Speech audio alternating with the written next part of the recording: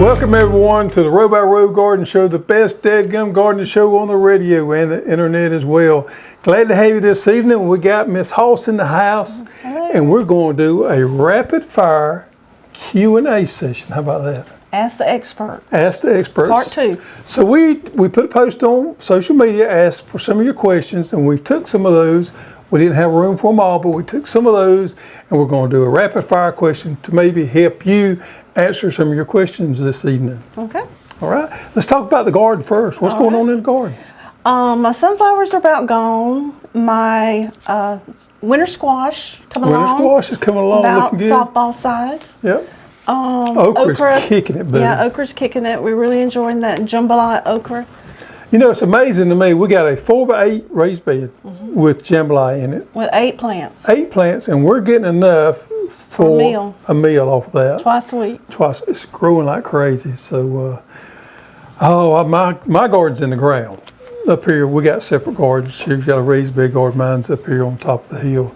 Mine's struggling a little bit. It is. All this rain's caused problems. I'm struggling. I'm doing okay. Squash is looking good. Cucumbers looking good. Flowers are looking wonderful. Look at here, folks. Yep. So this right here is some of our zinnias that we got in the garden. Now this one right here is the new California Giant series we got there. That purple one there. Now those are coming along doing nice. Look how different they look. Yeah, the petals are different, aren't they? Yeah. Now these dark pink ones are actually some that came back and reseeded where I had the large bed. And these small ones are the dwarf ones. Yep. And I honestly did not like them in the spring. I remember you saying that. But isn't that gorgeous, that right there? You know, I think they do good when you mix them in with the larger ones. It actually fills in the spaces in there. Yeah. So And then this is some basil that you've got growing up in your garden. Yep. Makes the bouquet smell really good. Yep. Zinnias, you got plenty of time yet to get some zinnias and sunflowers in. You got plenty of time to get those rocking and rolling. Always keep you some flowers growing because you never know when you're going to get in a tight and mess up and have to pick the wild some flowers. That's right. Make everything all right. All right, so let's talk about microgreens just for a minute. You know, we're still doing lots of testing on microgreens. Yes.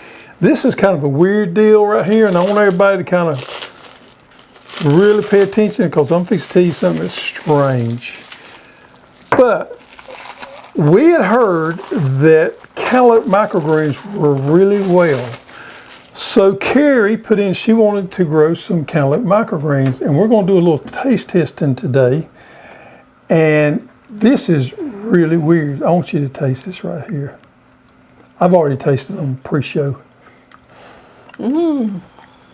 That's got a fruity flavor to it on the end. It's got a subtle fruity taste to it, which is really strange. Like a cantaloupe, but not quite. Yep. That's really good. Yep.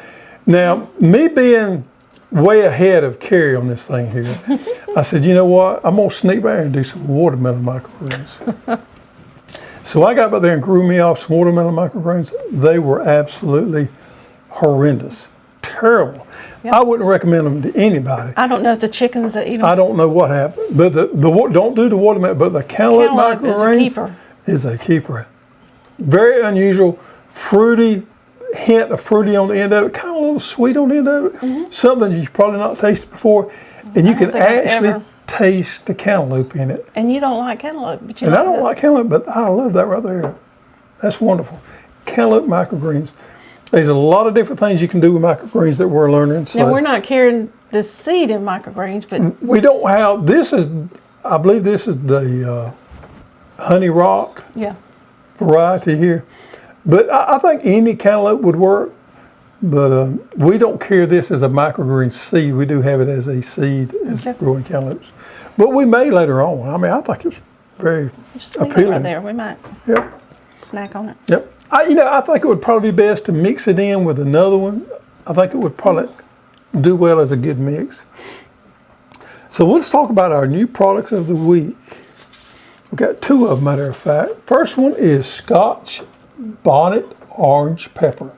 This is a new pepper that we've just got in here for you folks out there that love those hot peppers. We got a nice Scotch bonnet here. And as always, these hot peppers are hard to germinate, so do your research on that before you start growing them. There's some tricks that you need to apply when you start growing these. They can be a little bit tough, but they are rewarding, especially if you like hot stuff. We love hot pepper jelly. Another one that we have that we just got in is So Fire onion. Now this is a short day onion, and it is a red onion. This is a early maturing variety that has a good bit of disease resistant to it, and it is bolt resistant, so it doesn't bolt as some of the rest of them does. It's a great one there. So Fire red early variety onion. Short day onion, so you can grow this in the southern part of the United States.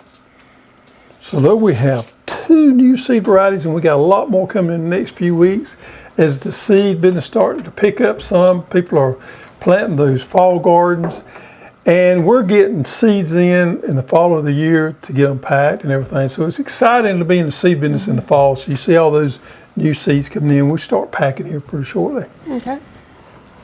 All right, so we got the new ones out of the way. So let's tell what we're going to do about the questions. Right. If you submitted a question, then we got your name in this nice little bowl here. And at the end of the show, we're going to draw For this book. for that book. This is The Salad Garden by Joy Larkham, and it has every type of lettuce, onion, root vegetable. Carrots, anything that you put in a salad. Yeah. Now Joy, it talks about in the beginning, she traveled through Europe with her husband and kids back, I think it was in the 70s. Went all over Europe researching kitchen gardens, lettuces, talking to seed companies, kitchen gardeners, and gathering seed.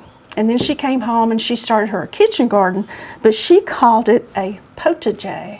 Potager. Potager. It's a French word. And you know what it means? Nope.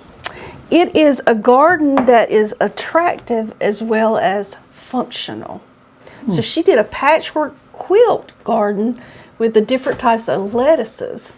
So it's the attractiveness, how pretty it is, as well as how functional. Yeah, if you've not grown some of these lettuces before, they are very robust with different colors out there. And they But can I be think I might do me a potager. Yeah, a potager. Potager. Okay. So at the end of the show, if we draw your name, send an email to custserve. We're going to draw 5 names. Right, 5. And we'll get you this book in the mail. But we got to have your enjoy shipping address, so you got to send that in to us where we know where to send it to. Okay. All right, let's get into Are we ready? rapid fire Q&A. Okay. I'm going to have to put my glasses on. It's I tough thought I getting could read old, this. isn't it? It is. MCCUJO03. Thoughts on using Roundup weed kill around the edge of a garden in zone 8/B and hybrid Bermuda grass. Runners are hard to keep out. Yep. A lot of controversy out there on Roundup. I do use it sometimes to edge around my garden, and it is ideal to keep those Roundup runners coming out of there. It's a personal preference here. If you got that big of a hang up with Roundup, by all means don't use it. But yes, I do use it around the perimeter of my garden. I do not use it in my vegetable garden, but I have been on the edge with it. Okay. Lillian wants to know, will they ever be a clear dome made for the heavy-duty bottom trays? Probably not. The heavy-duty bottom trays is basically a catch basin for overflow of when you're watering, and we don't have any plans to do a dome for that. We have some other products that have domes. That one probably will not. George asked, all my fall crops are loaded with white flies. They fly out like crazy. I sprayed with 7, but it doesn't even faze them. I spray them when they're flying out as well. Doesn't seem to affect them. Yeah, white flies, you know, we've done a couple of videos on them, and they are tough.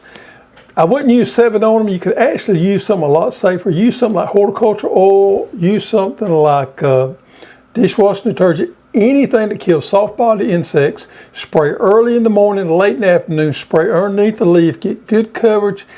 But the main thing is stay after them. Okay. Application after application until you get the control down, and then move on. And there was a video a couple weeks back where you went over this. Yep. I wouldn't use 7. Okay. Patty wants to know what vegetable or flower should never be grown in a pot because of their roots grow so deep. Well, roots growing deep, but you have fibrous root system. Now, one of the ones that I would put in that category would be corn, maybe okra, although I have seen it done. But this is personally, I wouldn't grow corn or okra or rosella. Right. I wouldn't grow rosella. I tried roselle in some pots last year, and it went all the way through the bottom, went in the ground. I could not keep them watered. Yep. But they have a real intensive root system. Yep. They fare better in ground. Yeah, I wouldn't recommend them. Yep. All right. Cheryl wants to know, how do you know when to pick the roselle bush? I'm going to let you answer that one. All right. You want to pick it 7 to 10 days after it blooms, and you want to harvest it when it's tender, not when it's real dried. And just remember, the more you harvest it, the more blooms you're going to have, the more fruit you're going to have. But it's that red, it's Calyx. that dark red thing that when the bloom falls off that you want to The get. bloom's inside that calyx, and when the bloom falls off, then that calyx closes, and then that's when you want to pick it. Okay. Happy Wanderer, can I plant Swiss chard right now in zone 8? Heck yeah, you got plenty of time left to plant Swiss chard. Swiss chard takes a good bit of cold weather. I believe you could plant it all the way up to November and not have any issues whatsoever. Lucia, can potatoes be planted again in summer or fall? I live in North Georgia 7B. Potatoes can be planted in the fall. The problem with there is getting seed potatoes is just about non-existent to get seed potatoes in the fall. So you're probably going to have to save your own, or if you're lucky enough to find some, potatoes do not like the summer heat. So we either plant them in the early spring or in the fall and leave the summertime for okra. Okay. Jonathan Tank Jones, what are some tomato varieties that you have that would do good for fall, and when should they be started? You're a little late. We plant in zone 8, we like to plant our tomatoes in July. The two varieties that I'm trialing this year that I think would do well anywhere as far as a fall garden would be Florida 91 and Homestead. I think those are two good varieties to plant in the fall of the year.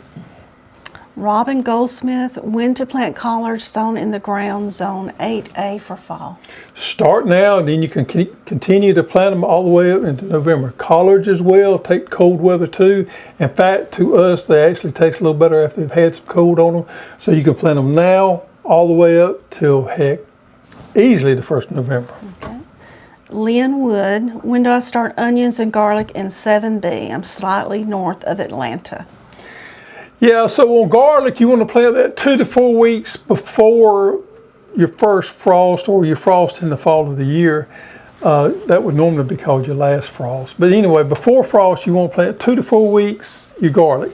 If you're growing a short day onion and you're overwintering, you want to do the same thing. So basically from the 15th of October to the 1st of November, excuse me, would be the ideal time to plant garlic and onions in zone 7. Okay. I be grubbing. I'm in Florida, and well, I've seen everyone say peppers love the sun. Well, not South Florida sun. I put my peppers in a shady area, and now I'm getting some banana peppers. Before, it looked like they were either dying or flowers would drop off and never bloom.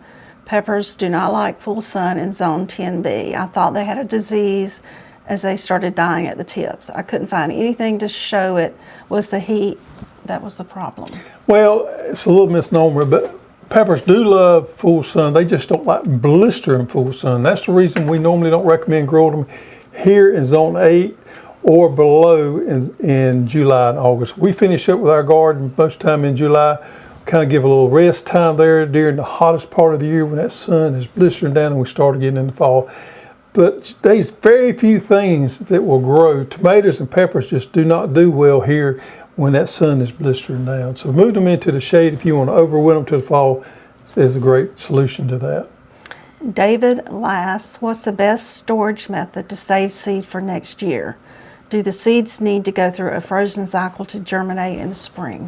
They don't have to go through a frozen cycle. Now, we normally recommend putting seeds in a controlled environment where the temperatures are constant. You can put them in the refrigerator, that's fine. You can put them in the freezer as well, and if you put them in the freezer, that period in there that you put them in is called stratification, and those seeds probably will germinate a little quicker. You want to take them directly out of the freezer and plant them, and you may get a little shorter germination time there. They germinate a little bit quicker, but you don't have to do that for them to germinate, but it does help sometimes. You can do that. Stratification. Big word there. Big word for me, yep. All right. John Rogers, are you sunflower seed 2020 or 2021?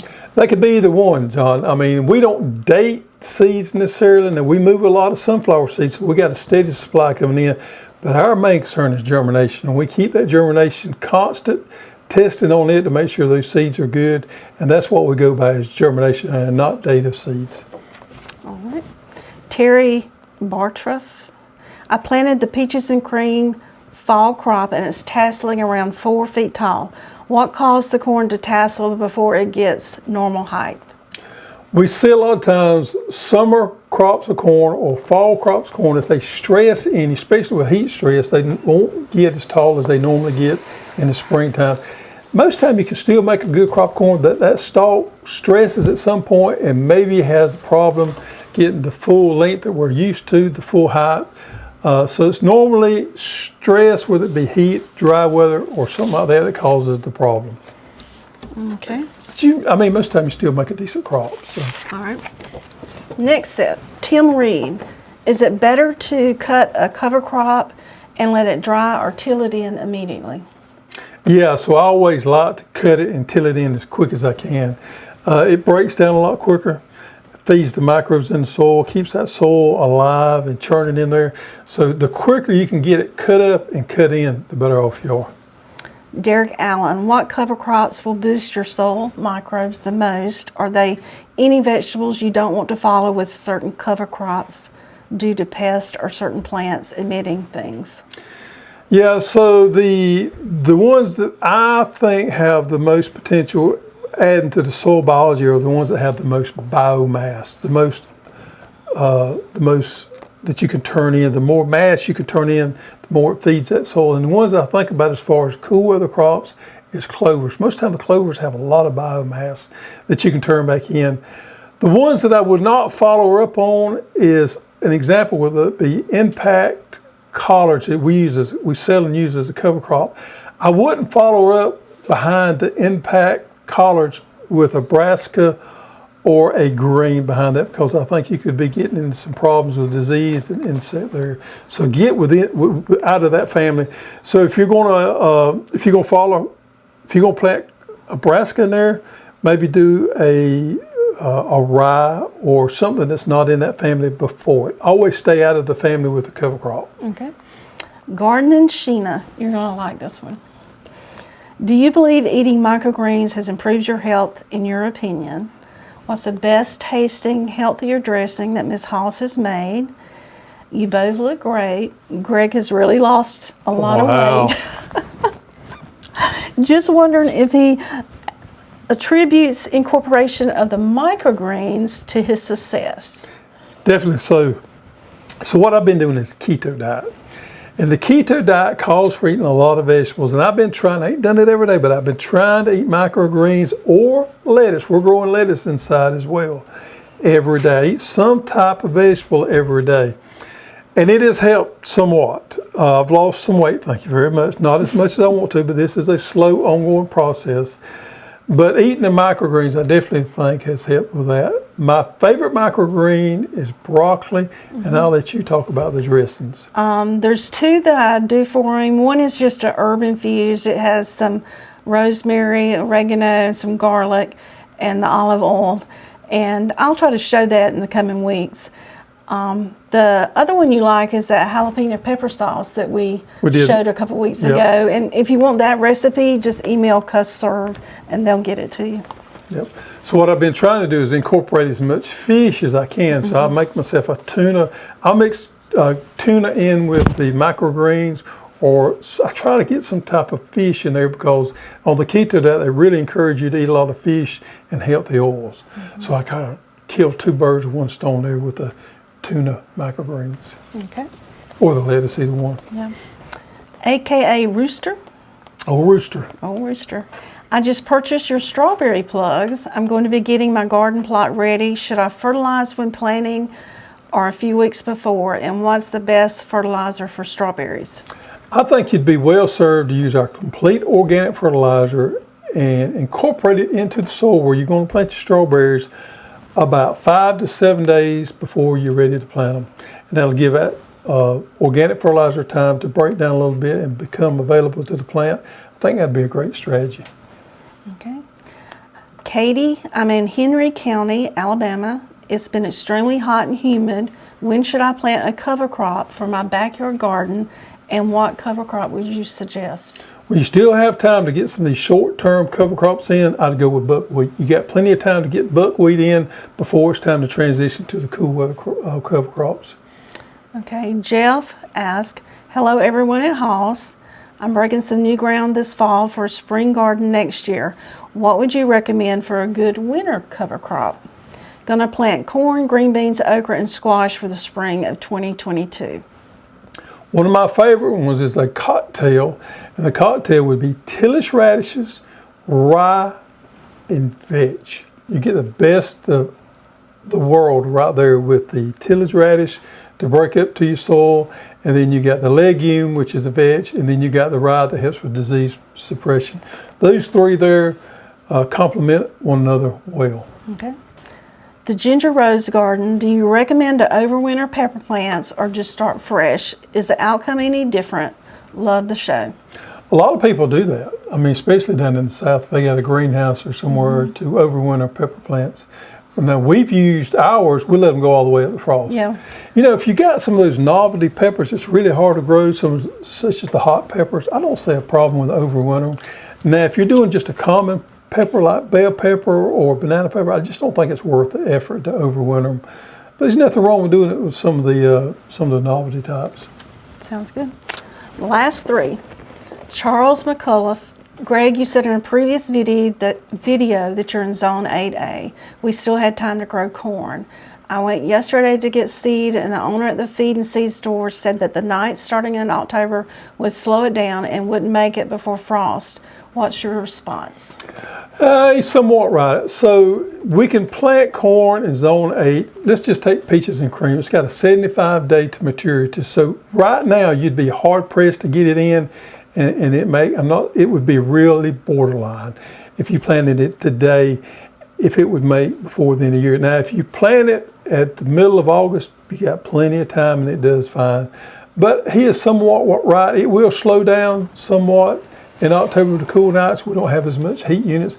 But to think we can't get a fall corn crop in is not correct. We can't get it in. Just make sure you plant it at the correct time. Middle of October middle of August for zone 8, plant corn is an ideal time. Chris asked, I never see the full setup of the drip tape with the regulator combo and injector for a backyard operation. Would like to have it set up so I can bypass the injector when not fertilizing without unscrewing things. It would be all parts set up at the spigot. Thanks. Yeah, we should probably do that. One reason we don't is we normally recommend to take the injector out when you're not using it. The sunlight can be harsh on some of those components that the injector is made out of. It can break them down over a period of time. So when you're not using the injector, we recommend that you take it and put it in the barn. If you wanted to leave it hooked up all the time, that's no problem. You just probably would build your little box or make sure it's out of direct sunlight, and you could definitely leave it hooked up all the time. And we probably should do more on that. The last one, Farmer Maker. What do I need to order to convert my 2-wheel to a 1-wheel? I am thinking it may be handy to be able to convert it down occasionally for narrow rows. Yep, I like to use the single wheel hoe for carrots, and especially when I'm growing things in the wintertime, radishes and beets and things. This is what you need right here, is the shoulder bolt.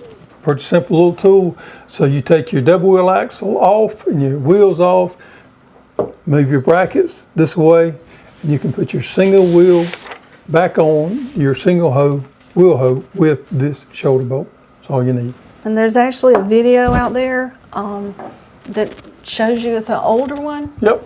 Back in, I want to say 2012 maybe. Yeah, it's probably a couple of them. I know there's one out there, it may be two.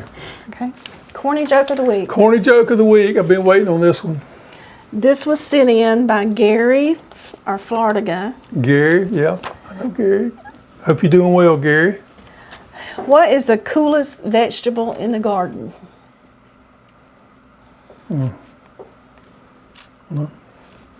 A radish. We have a shirt, Yep. a radish shirt. Thank you, Gary. Thank you, Gary. If you That want was to send a those in radish. and we use it on the show, we'll send you a little gift. So, Gary, I think we've got your address. I think we got Gary's address, yeah. We'll be sure to send him that. Yep. While you getting ready for the draw, and I'm going to talk about strawberries just for a minute. We got few strawberries left. If you live in Georgia, Alabama, Mississippi, or Florida, you can still pre-order your strawberries. We have the Chandler variety that we'll have this year. Comes in 50 to a flat. So you can plant them this fall. We hope to have them in around the end of October, and we'll get them out there to you. You can plant them, overwinter them in early spring. You can be blessed with an abundant harvest of delicious Chandler strawberries. So if you have not ordered yours today, definitely give it some thought and get your order in. All right. You ready? I'm ready. You ready? Let me mix these up good. All right. You draw the first. First one is going to be Cheryl Markwat. I hope I pronounced that right. I think you did better than I did. Yep. All right. Our second one was the very first question we had. MCCU JO03. All right, and I'm going to close my eyes and dig through that. That's good. The third one is Charles McClellan. McCullough? I think so. Charles. So Charles. All right. Fourth one, And the fourth one is Lucia Murr. I think that's right. All right. And the last one. and the last drum roll. one is